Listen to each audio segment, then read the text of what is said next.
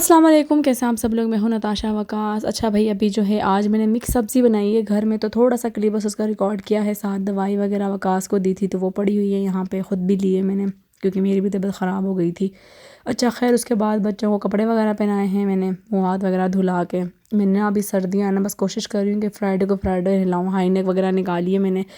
और अब हाँ, जो वो रोता है ना, कपड़े बदलते भी रोता है ये भाई साहब, ये भाई साहब नहाते हुए भी रोते हैं, ये हर चीज़ पे रोते हैं। पता नहीं क्या है इसको। माशाल्लाह बलाज नहीं रोता, बलाज चुप करके बदल लेता है कपड़े, दवाई भी ऐसे खड़े खड़े ले लेता है, लेकिन अभाज बहुत तंग करता है। अब उसके बाद जी बच्चों के कमरे की सफाई वगैरह करूँगी क्योंकि अपने कमरे की कल हो गई थी बनी हुई है क्योंकि मैं कर रही हूँ घर की डस्टिंग। दूसरा यार, तबीयत थोड़ी सी डाउन हुई हुई थी। ओके भाई, तो तबीयत ख़राब हो या जो भी हो, घर के काम नहीं रुकते, तो फिर हमने यहाँ पे कर ली है जी डस्टिंग। यानी कि आज मैंने इस कमरे के शीशे साफ़ करने थे, इस कमरे का फर्नीचर साफ़ करना था। पहले एक दिन मैंने अपने कमरे का किया था, हफ्ते में एक दफ़ा जो है ना इसे 2 दिन लगा के कर लेती हूँ मैं, ठीक है। तो कल जो है ना काफ़ी लड़कियों को समझ में नहीं आया था कि प्रोडक्ट का नाम आपने सही से नहीं दिखाया, उसकी तस्वीर दिखा दें। तो अभी मैं आज सही से दिखा रही हूँ, ठीक है। तो आप लोग ने इसका स्क्रीनशॉट ले लो। यहाँ पे एस्टोनिश का आता है ये, ठीक है। 3-4 चीज़ें एस्टोनिश की जो मैंने रखी हुई हैं। ये जो है ना, इसका है कारपेट पे दाग लग गया हो, सोफ़े पे दाग लग गया हो, पोशिंग पे दाग लग गया हो। जिन्होंने वेलवेट के आजकल आपको पता है फर्नीचर चल रहे हैं, मैंने भी रखे हैं, उस पर कोई दाग लग जाता है तो इसके अंदर से बदबू भी नहीं आती, खुशबू आती है बहुत प्यारी सी। और आप इसको बस स्प्रे करो, कपड़ा मार लो या ब्रश मार लो, तो फ़ौरन से वो दाग जो है वो साफ़ हो जाता है। अब तस्वीर जो है ना, इस दीवान पे बैठ के नेल पॉलिश लगाती है, इस दीवान पे बैठ के सर में तेल लगाती है। मैं उसको 3-4 दफ़ा मना किया है कि आपको वॉशरूम मिला हुआ है इतना बड़ा, वहाँ पर लगाया करो। खैर, अब जो दाग लगे हैं वो मैं साफ़ कर रही हूँ। तो अभी आप देखें, मैंने इसके ऊपर ये छिड़क दिया है सारा। उसके बाद जो है ब्रश से मैं इसको साफ़ कर लूँगी अच्छे से। और ना इस ब्रश से ना धागे नहीं निकलते सोफ़ों के या बेड के या कुर्सियों के। तो आप लोग देख लेना कि ब्रश ऐसा लेना जिसके जो ब्रेसल्स होते हैं ना वो सॉफ्ट हों। उसके बाद ये है, आपको नज़र आ रहा है, विंडो एंड गिलास। इससे जो है ना आप अपने शीशे साफ़ कर सकते हो। ये भी एस्टोनिश का है और ये इतना महंगा भी नहीं आता सारा सामान। 350 का या 375 का आता है। और एक दफ़ा आप ले लो तो 6 महीने आपके आराम से चले जाते हैं, अगर आप वीक में एक दफ़ा भी डस्टिंग कर रहे हो। अच्छा, ये वाला जो साइड टेबल है ना, इस पर तस्वीर क्या से चाय का गिलास गिरा है, कप गिरा है सॉरी, तो वो टूटा है, तो सारी चाय इसके ऊपर। तो ये मैंने फिर उसी से साफ़ किया था एस्टोनिश वाले से। आपको नज़र आ रहा है कि कभी दाग भी लगे हों इसके ऊपर, क्योंकि ना मैं हाथ के हाथ साफ़ कर लेती हूँ। और ऐसे ही वो कुर्सी जो है मेरी, वो भी दिखाती हूँ मैं आपको, कॉफ़ी चेयर जो है उसके ऊपर बलाज साहब ने अपना पूरा फीडर उंडेल दिया था। मतलब बच्चे भाई सबके घर में होते हैं और शरारतें करते ही करते हैं, तो फिर मेरे बच्चे भी करते हैं। पर यह है कि मैं साथ साथ पीछे पीछे फिरती रहती हूँ, समझाती रहती हूँ कि बेटा बड़ी मेहनत से चीज़ें बनाई हैं, कदर करो, ख़राब नहीं करो। तो फिर समझ भी लेते हैं, लेकिन कभी कभार शरारतें कर भी जाते हैं। खैर जी, अब ये जो साइड टेबल्स है ना, इसके ऊपर शीशे मैंने खुद कटवा के लगवाए थे, क्योंकि आपको पता है रात को सोते हुए बच्चे या वकास या मैं कोई ना कोई चीज़ रख देते हैं इसके ऊपर। तो फिर अगर ये ना होता तो उस टेबल्स पर निशान पड़ जाते, तो फिर ये मैंने खुद रखवाए थे। और साइड टेबल पर ना शीशा होना चाहिए भाई, शीशा आराम से साफ़ हो जाता है। फर्नीचर पर ना स्क्रैचेस पड़ जाते हैं, और अगर वेलवेट है तो उसके ऊपर दाग पड़ जाते हैं। तो फिर मैंने खुद कटवा के इसके ऊपर रखवाए थे। वकास को मैंने बोला था कि टाइम निकाल के मुझे कटवा के ला दो। अच्छा, दिन का टाइम ना मैं कमरे के पर्दे जो है ना वो दोनों कमरों के, तीनों कमरों के बल्कि साइड पे कर देती हूँ, ताकि धूप आए अच्छे से, क्योंकि इस घर के अंदर ना वेंटिलेशन बहुत अच्छी है। तो यहाँ पे मैं शीशे साफ़ कर रही हूँ सारे, अपने भी शीशे तो मुझे तकरीबन तीसरे चौथे दिन साफ़ करने पड़ते हैं।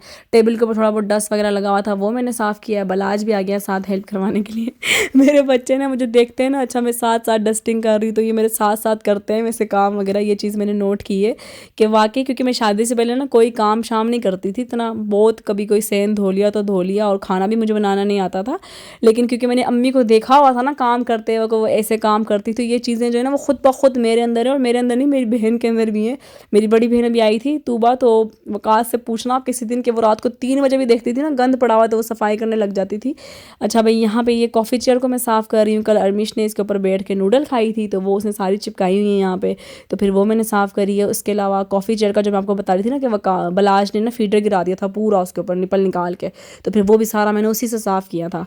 तो ये है कि बस कभी कभार बच्चे जो है ना कोई कारस्तानी कर ही देते हैं, तो फिर ये है कि चीज़ें रखी हुई हैं इसी वजह से कि फर्नीचर जो है वो हाथ के हाथ साफ़ कर लूँ। तो मैं ये शीशा अच्छे से साफ़ कर रही हूँ कि जो जो चीज़ इस पर चिपकी हुई है वो हट जाए।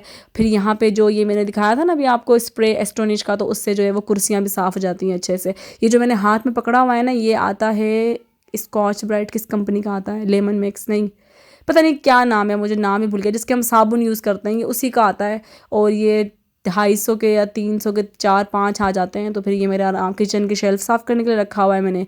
एक वॉशरूम में रखा हुआ है, तीनों वॉशरूम एक एक रखा हुआ है, और एक रखा हुआ है डस्टिंग वगैरह के लिए। अब ये जो नज़र आ रहा है क्रोएशिया का बना हुआ, ये मेरी दोस्त आई थी जब पलवशा, जो मेरी यूनिवर्सिटी फेल हुए, तो ये वो मेरे लिए लेकर आई थी एप्लिक की बेडशीट बनवा के और साथ ये बनवा के। ओके भाई, तो डस्टिंग हमारी हो गई कंप्लीट। अभी यहाँ पे देखना बलाज भी डस्टिंग कर रहा है। जो खिड़की वगैरह की डस्टिंग है ना, वो मैं इस डस्टर से साफ़ करती हूँ जो बलाज के हाथ में, ठीक है। तो हमारा कमरा हो गया है रेडी। अच्छा, काफ़ी वीडियो में मुझे लोगों ने पूछा था ये ब्लू कम्फर्टर सेट या ड्यूवेट सेट जो है वो आपने कहाँ से लिया है। ये जो है ना प्योर कॉटन में बना हुआ है। मैंने मतलब जितने भी लिए हुए ना सारे कंप्लीट लिए हुए हैं, कि उसके साथ कुशन्स के कवर भी हैं, साथ रज़ाई का कवर भी है उसके साथ, और साथ जो है वो कम्फर्टर का कवर भी है। तो ये मैंने के लाइन से लिए हुए सारे के सारे, और मैचिंग के अच्छे लगते हैं मुझे रंग बिरंगे बिस्तर अच्छे नहीं लगते। बहुत ही कम ऐसा होगा कि चीज़ धुली हुई ना हो तो रंग बिरंगे। अच्छा, मैंने लाइट्स ऑफ कर दी हैं। तो अच्छा, ये जो फ्लोर मैट है जो वॉशरूम के आगे रखा हुआ है, ये भी मैंने के लाइनिंग से ही लिया था। ये काफ़ी सॉफ्ट भी है। दूसरी बात है, इसका जो स्टफ़ है ना वो टॉवल वाला स्टफ़ है, कि अगर वॉशरूम से आके पैर वेर रखते हो ना इसके ऊपर तो ये सारा एब्जॉर्ब कर लेता है। अब मैं इस कमरे का शीशा साफ़ कर रही हूँ। शीशा साफ़ करने के बाद मैं आपको वो भी दिखा देती हूँ जो फर्नीचर साफ़ करने वाला है, क्योंकि काफ़ी लड़कियाँ पूछ रही थी कि आप ये तस्वीर लगा दें इंस्टाग्राम पे। तो आप ना यहाँ पे वीडियो को स्टॉप करके ना स्क्रीनशॉट ले लेना इसका, ठीक है। अब यहाँ पे इसका शीशा साफ़ करूँगी। ये ना ब्रांड का नेम है कीवी, पता नहीं इस पे क्यों नहीं लिखा हुआ, मुझे नहीं पता। तो इससे ना आप पूरे घर का फर्नीचर साफ़ कर सकते हो। मेरे जो बेड का कलर है ना, जो बच्चों वाले कमरे में रखा हुआ, उसका कलर जो है ना वो ओलिव कलर है, और जब डस्ट पड़ती है तो वो ब्राउन हो जाता है। जब उसके ऊपर ये मारो ना शाइन वाला स्प्रे तो वो फिर से निकल आता है उसका कलर। तो ऐसे अभी मैं एक हाथ से मोबाइल पकड़ा हुआ है, तो एक हाथ से रिकॉर्डिंग कर रही हूँ, तो सही से हो नहीं रहा। तो ये देखें, इस तरीके से जो है ना आपने इसको स्प्रे किया, या फिर आप सिंपली जो है ये जो मैंने रखा हुआ है साफ़ करने के लिए, आप इस पर स्प्रे कर लो, और उसके बाद जो है आप इससे पूरा फर्नीचर साफ़ कर सकते हो। आई नो कि मेरी आवाज़ आपको इरिटेट कर रही होगी आज, पर थोड़ा सा बर्दाश्त कर लें क्योंकि गला ख़राब हुआ है बुखार की वजह से। अब ये देखें, जब इसको साफ़ करते हैं ना आप तो पूरा कलर इसका साफ़ सुथरा निकल आता है। हालांकि इस पर मार्क लगे हुए थे गंदे, तो वो भी साफ़ हो गए। ओके भाई, तो बच्चों का कमरा भी ओके हो गया, फर्नीचर भी सारा साफ़ हो गया। आपको नज़र आ रहा होगा बेड का कलर निकल आया एकदम से ऑलिव, और पंखा चलाया हुआ है मैंने ताकि सोफ़ा ड्राई हो जाए, और अलमारी भी साफ़ हो गई है। यहाँ पर मैं खुद को दिखा रही हूँ। अच्छा, उसके बाद ये वाला जो नज़र आ रहा है ना स्प्रे, ये मैंने वाशरूम्स में रखा हुआ है। इससे वाशरूम भी साफ़ होते हैं, और इसके अलावा जो किचन की जो टाइल्स हैं वो साफ़ होती हैं, किचन की कैबिनेट सही चमक जाती हैं इससे। शीशे वाला भी यूज़ कर सकते हो, ये वाला भी यूज़ कर सकते हो। मुझे याद आया मैंने कंफर्टर नहीं दिखाया मेहरून वाला, तो मैं उसको दिखाने वापस आई हूँ। ये वाली भी जो बेड शीट है, ये मतलब ये पूरा सेट लिया था मैंने, बेड शीट और ड्यूवेट कवर, और इनके बाथरूम के आगे रखने के लिए भी, मतलब तीनों बाथरूम के आगे रखने के लिए ये फ्लोर मैट है, और ये तीनों टॉवल के हैं, क्योंकि वॉशरूम से निकलते हैं पानी टपक रहा होता है तो इस पर खड़े हो तो ये एब्जॉर्ब हो जाता है। दूसरी बात है, ये वॉशेबल है ना, मशीन में धुल जाता है। जो दूसरे वाले होते हैं वो मशीन में धुलते हैं। इनके जो ड्यूवेट कवर है ना या रज़ाई के कवर है, इनकी जो मुझे सबसे अच्छी चीज़ लगती है ना यार, इनकी जिप नहीं निकलती है। क्योंकि मैंने G9 से ख़रीदे हुए, सदर से, रॉबी सेंटर से, उन सब की जिप निकल गई है। आपने पिछले व्लॉग में भी देखा होगा, जो मैंने रज़ाई का कवर चढ़ाया हुआ था तो उसकी सारी जिपें निकली हुई हैं। फिर अब वो दोबारा लगवाने का टाइम ही नहीं होता। दूसरी बात है, रज़ाई का कवर ही ख़राब हो गया, बुर निकल आई है पूरे कवर के ऊपर। अब ये देखिए अलमारी कैसे चमक गई है, मैं आपको वो दिखा रही हूँ। अब मुझे याद आया थोड़ी देर बाद मैंने चाय नहीं किया यहाँ पर मैं आपको चाय कह रही हूँ, ठीक है। अब बस मैं अब लाइट्स वगैरह ऑफ करूँगी। अच्छा, ये भी जो है वो प्योर कॉटन में बना हुआ है, और इनको ना मैं हाथ से धोती हूँ ताकि ख़राब ना हो, क्योंकि ये इतने गंदे तो होते नहीं है, डस्ट ही होती है। मैंने इसको डिप कर दिया थोड़ी सी देर के लिए, आधे घंटे के लिए, 1 घंटे के लिए, बाल्टी में सर्फ डाल के और कम्फर्टर डाल के। उसके बाद जो है इसको धो लिया हाथों से ही। इसको कोशिश करती हूँ कि ज़्यादा गर्म पानी में ना धो, मशीन में ना धो, कलर ना ख़राब हो। अब उसके बाद मैंने लाइटें शाइटें ऑफ़ करी हैं। बच्चों के कमरे में जो है हमने ये वाला हीटर लगाया हुआ है, ये गिरी का हीटर है बिजली वाला। काफ़ी लोग बोल रहे थे कि बच्चों के कमरे में गैस वाला हीटर नहीं लगाएं। जब बच्चे मेरे कमरे में सोते हैं ना, फिर मुझे गैस वाला हीटर जलाना पड़ता है। अच्छा, मैं साथ अपने सोफ़े का कवर भी दिखा दूँ, क्योंकि इसका भी काफ़ी पूछ रहे थे। ये टेरी कवर है सोफ़े का, जर्सी वाला कवर मुझे के लाइनिन का अच्छा नहीं लगता। वकास अपनी पैकिंग कर रहे थे, मुझे टॉवल याद आया कि मैं टॉवल भी दिखा दूँ आपको। टॉवल भी जो है वो के लाइनिन वालों की तरफ से आया हुआ है। तीनों कमरों के टॉवल जो है वो के लाइनिन के हैं, ग्रीन कलर का, क्योंकि ड्राइंग रूम की थीम सारी ग्रीन है। बच्चों के कमरों की जो है वो मेहरून कलर का टॉवल है, और हमारे कमरे का जो है वो ब्लैक कलर का टॉवल है। अब मैं जाऊंगी किचन में। जो मैंने मिक्स सब्ज़ी बनाई थी वो मैंने थोड़ी देर के लिए बंद कर दी थी कि मैं डस्टिंग वस्टिंग कर रही हूँ, ऐसा ना हो जल जाए। आज धूप सही तेज़ निकली हुई है, तो फिर मैंने यहाँ पे चूल्हा ऑन किया। एक हाथ से कुकर उठा के मैंने यहाँ पे रखना है। कुकर में मैंने इसलिए बनाई थी कि यार जल्दी से गल जाएंगे मटर शटर, थोड़ा सा पानी डाल के ना कुकर लगा दूंगी। पर अफसोस कि मुझे सीटी नहीं मिली, तो फिर मैंने चूल्हा बंद कर दिया कि बाद में सर पे खड़ी होकर बनाऊंगी, ऐसा ना हो कि ख़राब हो जाए। अच्छा भैया, अब हमने यहाँ रख दिया था दूध, हमने उबाल दिया था। किचन हमारा साफ़ सुथरा हो गया, किचन का काम ख़त्म हो गया। अभी मैं जा रही हूँ छत पे। अच्छा, मैं ना डस्टबिन के शॉपर भी जो है वो हाथ के हाथ चेंज कर देती हूँ। अब इस मशीन का कल मुझसे लोग पूछ रहे थे कि हमारे वाइट कपड़े सही से साफ़ नहीं होते, तो इसके अंदर जी ऑप्शन है, देखें सारे के सारे। आप पहले हेवी पे लेकर आओ उसको, टाइमिंग सेट करो, वॉश टाइम सेट करो, रिंस टाइम 0 कर दो, स्पिन टाइम 0 कर दो। इस तरीके से आप 2 फेरे लगाने के बाद आप इसको स्पिन करो।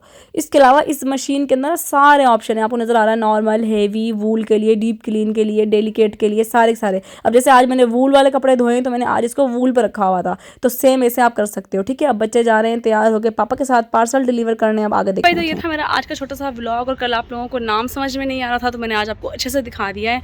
फर्नीचर पॉलिश करने वाले का नाम भी, और शीशे साफ़ करने वाले का नाम भी, और जिससे मैं वेलवेट या जो भी पोशिंग वोशिंग साफ़ करते हो आप लोग सोफ़े की, वो भी दिखा दिया है मैंने। ठीक है, दूसरी चीज़ ये है कि मैंने परसों एक वीडियो बनाई थी जिसमें मैंने बताया था कि आजकल जो यूट्यूबर्स हैं वो ये काम कर रहे हैं, and I am really appreciate you all guys, कि मुझे सब ने मना किया था कि आप इस टॉपिक पे वीडियो नहीं बनाओ कि आप गंदी होगी या लोग आपके बारे में गंदे कमेंट्स करेंगे, आपने इतनी मुश्किल से नाम बनाया है ये वो। मैंने बोला नहीं भाई, मेरी ऑडियंस मुझे समझती है, और थैंक गॉड कि वही चीज़ हुई कि everyone in the comment section appreciate मी, कि किसी ने तो चले इस चीज़ के बारे में बात की। और जो मैं बात कर रही थी ना, वो मैं इस चीज़ के बारे में बात नहीं कर रही थी कि दूसरी शादी का ट्रेंड ये वो।